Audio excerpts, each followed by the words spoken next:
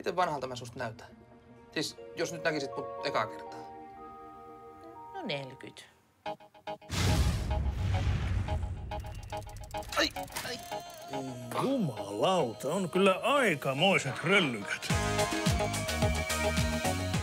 Me ollaan vanhoja. Eihän olla. Ajat muuttuu. 40 on nykyään sama kuin 20. Sun pitää vaan päästä tuulettuu. Polttaa karstat. Terveisiä pojille.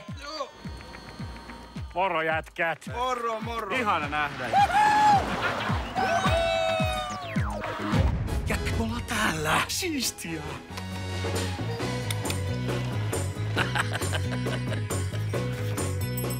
Mitä?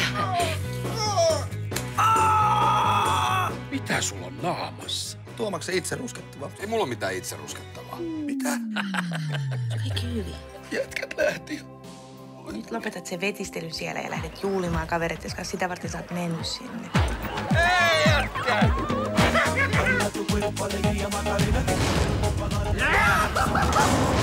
Lopetetaan lässytys ja ruvetaan rokkaa, vai mitä? Te ette muista mua. Te kiusasitte mua ala-asteella ja sanoisit mun siskoa. Ei äitiä. Tää oli kaikki aikojen reissu. Nyt on pätkä paketissa, niin millainen matka se oli kokonaisuutena? No erittäin antoisa, että tehtiin hauskaa elokuvaa ja meillä oli oikein hauskaa kuvausta ulkopuolellakin siinä, että toivottavasti se kaikki välittyy siihen elokuvaan ja toivottavasti niinku jengi tykkää siitä, että en mä osaa sanoa. Meillä oli tosi hauska projekti kyllä, että meni sulavasti ja ongelmitta. Niin, henkilökohtaisesti oli kyllä tosi kasvattava kokemus ja varmaan roolihahmollekin oli aika mielenkiintoinen. Mä en viitti enempää kertoa, kun sitten se spoilaa koko pätkän, mutta se meni. No projekti lähti sillä lailla liikkeelle, että kun mä olin viimeistelemässä mun ensimmäistä elokuvaa Ella ja kaverit vuonna 2012, niin silloin mun vanhat koulukaverit Jesse Frykman ja Oskari Huttu tuolta elokuvataiteen osastolta Aalto-opistosta, niin yliopistosta, niin otti yhteyttä ja kysyi, että kiinnostaisiko komedia, että lähdettäisiin hakemaan joku yhteinen hanke, niin kuin mitä voisin tehdä sitten heidän kanssaan seuraavaksi. Ja tietysti mä menin sitten hirveän pinkan kanssa ideoita, mitä mä olin tietysti tällaisena ohjaajana vuosien saatossa kehittänyt ja suulas karjalainen kun olen, niin hölötin sitten kaikki mahdollista ja yhteen he tarttuivat ja idea oli se, että tämmöinen luokkakokous antaisi aika hauskan viitekehyksen, jos olisi 3 kaveria, jotka ei ole pitkään aikaa tavannut ja tämmöisessä kauhea kankkunen hengessä lähdettäisiin sekoilemaan viikonlopuksi tämmöinen jätkien reissu. Ja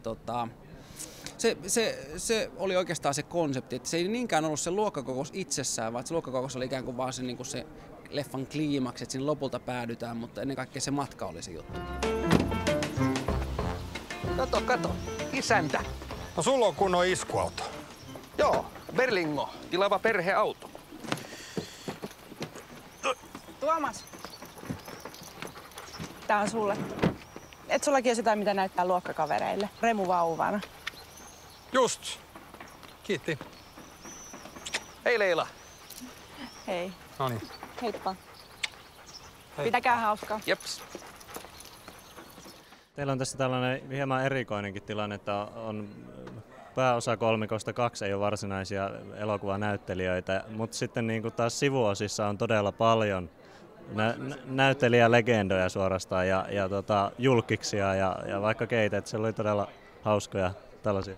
Joo, siis mä olen tosi iloinen siitä, että niin moni lähti mukaan, että me vaan soitettiin, että hei, meillä on tää hullu luokkakokousprojekti, että lähtekää messiin ja me saatiin Pirkka-Pekka Peteliukset, Taneli Mäkelä, Satu Silvot, Maria Sidit ja lista on pitkä ja me kutsuttiin niitä tämmöisiksi pop-up-rooleiksi, että pistäytymään tuolla kuvauspaikalla ja tehdään tällaista ja se oli yksi semmoinen tapa, millä me saatiin myöskin tuettua mun mielestä kundeja, mutta mulla ei missään vaiheessa ollut sellainen olo, että mä olisin tekemässä yhden ammattilaisen ja 2 amatöörin kanssa, vaan me tehtiin paljon töitä sen eteen, että me oltiin, kun eka päivä starttasi, niin me oltiin hyvin valmistauduttu. Ja pojat teki paljon töitä omien rooliensa kanssa. Ja mä oon aina itse kuitenkin uskonut siihen, että se roolitus on se kaikkein tärkein päätös. Ja se mun mielestä näkyy, että sitten sen jälkeen kaikki on enää semmoista hienomekaniikkaa ja säätöä. se, että ylipäänsä pääsee näyttelemään tämmöiseen elokuvaan, niin sehän on jo tietenkin ihan käsittämättömän hieno juttu, että pakko todeta, että jotain hyviä asioita mä oon onnistunut elämän varrella tekemään, mutta tähän leffaan pyydettiin, kun tähän on kerran tämmöisiä koomikoita kuin Hedberg ja Hirviniemi pyydetty. Ja yritin valmistautua elokuvaan mahdollisimman hyvin, opettelemaan vuorosanat ja laidottamalla 10 kiloa. Ja nyt valmiin elokuvan nähtyä, niin en tuntenut myötähäpeää. Eli omasta mielestäni suoriudin siitä ihan hyvin. Joo, ja Sami on saanut todella paljon hyvää palautetta tästä leffasta. Kun moni on tietysti kysellyt tätä, että miltä herroista tuntuu, kun eivät ole niin sanottuja oikeita näyttelijöitä. Mutta mä oon sitä mieltä, että siis tämän paremman porukan kanssa ei olisi voinut päästä tekemäänkään. Että he on kuitenkin aika pitkän päivätyön tehnyt niin kuin viihdyttämisen saralla ja niin kuin ammattiesiintymisen saralla. Niin kyllä, lopputulos on hieno. Mutta kyllä täytyy sen verran sanoa, että meni vähän siitä, niin kuin mistä rimaa mä ajattelin, että esitin tuommoista keski-ikäistä rokkitähtiä, kenelle maistuu kauniit naiset, nopeat autot ja halpa viina. Ja sitten sen lisäksi on pieni kriisi, että pitäisikö sitä niin kuin pysyä siinä viihteen junassa vai pikkuhiljaa rauhoittaa, hypätä siihen perheen asemalle. Niin mä pystyin samastumaan oikein hyvin tähän mun roolihahmoon. Niin, ja sitten Sami roolihenkilö oli semmoinen lihava runkkari, niin hän pystyi siihen samastumaan. No niin, sieltähän se itse päällikkö tulee. Moro jätkät. Moro. Moro. Ihana nähdä. Terve. Ai. Jes, ihana nähdä. Moi. Sä oot myöhässä ja terve. Sä oot ihan lämmin. Enpä usko. Puhuttiin puolesta päivästä ja puolipäivä on nyt. Mennään. Takapenkki.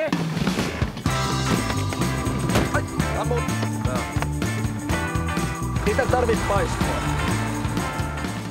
Varmasti se alkuperäinen käsikirjoitus on vaikuttanut siihen, että se avasi vähän silmiä, että hetkinen, näinkin voi näitä asioita ajatella. Mutta me oltiin kyllä tuottajien kanssa jo ihan ensimmäisellä niin kuin tapaamisella silloin 2012, että puhuttiin komediasta, joka ei olisi tämmöinen niin kuin naamanvääntely, sketsikomedia, joka no siinä mulle käy sekin, että jotenkin itse ajattelin, että haluttaisiin tehdä näiden niin kuin superbadien ja kauhea kankusleffan kaltaista, että siinä olisi kuitenkin ihan niin kuin tarina ja oikeat hahmot, jos näin voi sanoa. Ja tietysti kaunis visuaalisuus, kiitos kuuluu siis Daniel Lindholmille, jonka kanssa mä oon tehnyt 10 vuotta töitä, ja tietysti leikkauksesta Aleksi Raile, että aivan loistava leikkaaja. Siis nämä on semmoisia asioita, että tässä on oltu oppimatkalla kaikki, ja yhdessä on tätä tehty. Vaikea sanoa tuohon kyllä, että mikä sitten, niin, ehkä tässä on ollut vähän hakusessa semmoinen Suomen oma hangover, että Niin, mä luulen, että me oltiin sinällä aika ihanteellisessa asemassa, koska me tiedettiin, että leffan ikään kuin juonen kaareni toimii, että kun se oli jo havaittu, niin kuin, että me tähtiin tekemään remakeä, mutta remakeä, mihin minä, Sami Aku ja elokuvaohjaaja Taneli Mustonen saatiin itse käsikirjoittaa vitsit, niin se oltiin sinällään niin kuin aika etulyöntiasemassa. Että sen takia varmaan se tuntuu siltä, että se homma rokkaa, koska siis saatiin ikään kuin tehdä paremmasta, niin vielä parempi. Tuu vaan Sami tänne. Sua on odotettu. Moi. Sami Hedberg. Moi, sori mä olin vessassa. Mitä mieltä sä oot tästä asiasta? Sano näin kylmiltä. Kyllä mun mielestä se on erittäin hyvä, että no itse en olisi lähtenyt mukaan kyseiseen ohjelmaan, mutta jos Aku haluaa tehdä sen, niin eihän sille voi mitään. Joo. Me ollaan tekemässä semmonen matkaohjelma kuin 365 Sami Hedbergin keikkaa ja minä. Myönsitte jo, että oli hauskaa kuvauksissa, niin olitteko te tuttuja aiemmin vai millaista? Pysyykö homma ikään kuin kuitenkin ammattitaitoisella tasolla, koska ainakin siitä välittyi sellainen, että teillä oli todella hauska? No hyvä, jos välittyi. Kyllä meillä oli hauskaa. Oli meillä hauskaa. Ei ole enää. Ohjaaja ainakin antoi meille ikään kuin vapaat kädet, että saadaan hassutella kuvauksissa. Mulla ainakin tuli yllätyksenä se, että sitten kun me tultiin sinne paikan päälle kuvauksiin, niin siellä oli 50 ihmistä, ketkä teki niinku ihan pyyteetöntä, millitarkkaa työtä, laittoi valoja ja katsoi miten pilvet tulee ja oli meikkaamaskeraajat ja puvustajat ja kaikki muut. Niin mulla ainakin tuli siinä kohtaa sitten semmoinen olo, että mä haluan vaan yrittää tehdä sen kohtauksen mahdollisimman hyvin sitä elokuvaa varten, että niinku kaiken näköiset kainalopierut ja muut, niin ne jotenkin sitten vaan jäi siinä.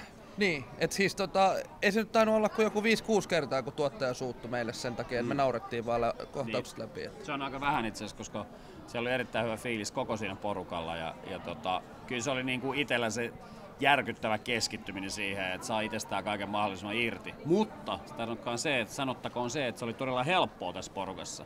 Että se, että jokaisella on oma juttunsa tehdä, mutta kyllä tässä kolme kimpassa tuli semmoinen makea juttu. Kyllä, se oli mullekin ihan uusi kokemus. Kyllä. Tässä 3 kimpassa minä kuvasin.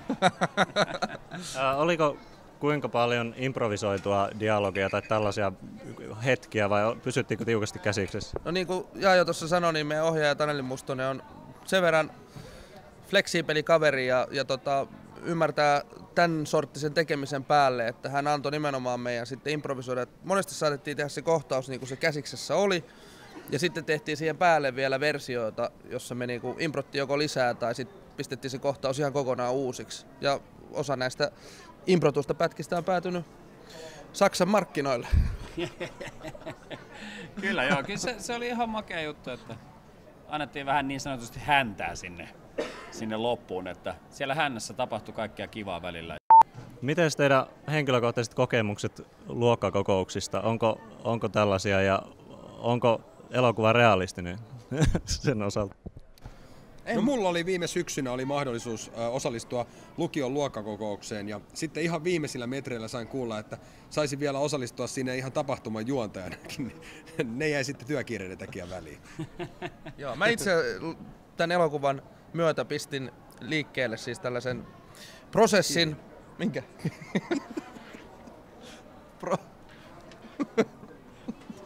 Minkä se laittoi? Hivin liikkeelle.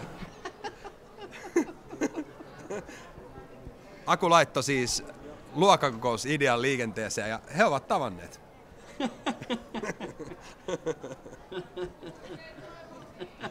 Sori, ollut vähän pitkä päivä. Anteeksi. Improvisaatiolle jäi tilaa.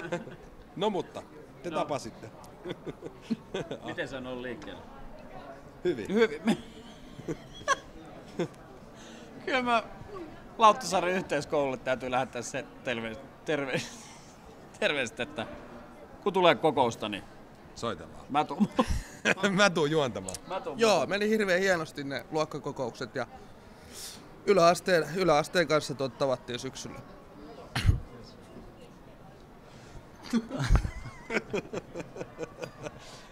Kertokaa loppuun vielä suositukset tästä elokuvasta, kenelle tämä sopii ja kenen ei kannata käydä katsomassa. Naisten kannattaa käydä katsomassa sen takia, että nyt vihdoin ja viimein näkee, minkälainen se äijän reissu ja näkee sen, että kun äijät on sillä reissulla, niin ihan oikeasti kaipaa kotiin. Äijän kannattaa käydä katsomassa reissu sen takia, että jos joskus olette äijän reissussa ollut, niin tulee lämpimät muistot, ja jos ette ole olleet, niin sitten ymmärrätte, että sinne kannattaa lähteä. Kyllä. Here. Tämä elokuva on, niin kuin meidän ohjaaja tuossa yhdessä haastattelussa totesi, niin häneltä kysyttiin, että mikä on tämän elokuvan kohderyhmä, niin hän vastasi ihmiset. Joo, ja K16 on, että siellä tapahtuu ja roiskuu, että mutta kaikki vaan katsomaan. Tässä on kaikille vähän jotain. Se on komedia. Että ne, jotka tykkää komediasta. Ne, jotka tykkää nauraa elämässä. Mun mielestä on semmoinen. Jos jollain on semmoinen fiilis, että ei ole pitkään aikaa nähnyt kotimaista komediaa, niin nyt sitten tämän jälkeen on nähnyt. Mä toivon ehkä, että ihmiset, jotka tämän teatterin jälkeen, että jos ei halua suunnata baariin, niin tulisi mieleen, että hetkinen, että kun oli se reissu, mitä piti kavereiden kanssa tehdä tai vaimon kanssa, niin mitä jos vaan tehtäisiin se? Että ei aina tarvitse lähteä hirveän kauas. Että se oikeasti se, että lähdetään jonnekin viikonlopuksi, vaikka niin kuin pojat, mennään kylpylään ja vähän sekoillaan ja katsotaan mitä tapahtuu. Että elämä on kuitenkin aika lyhyt hetki ja ne ihmiset, jotka on tuntenut sut lapsena tai nuorena, niin se on ihan korvaamatonta. Niitä ei kannata kadottaa. Kiitos.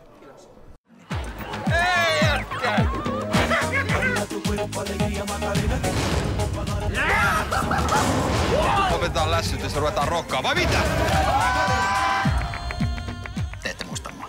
Te kiusasit mua ala-asteella ja sanoisit mun siskoa. Ei äitiä. Tää oli kaikki aikojen reissu.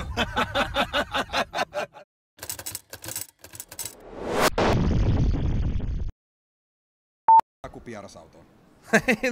Se en ollut minä. Se ei ollut kyllä Aku. Se ei koskaan selvinnyt, kuka se oli. Ei, nyt se selvisi, se oli Sami. Ei se ollut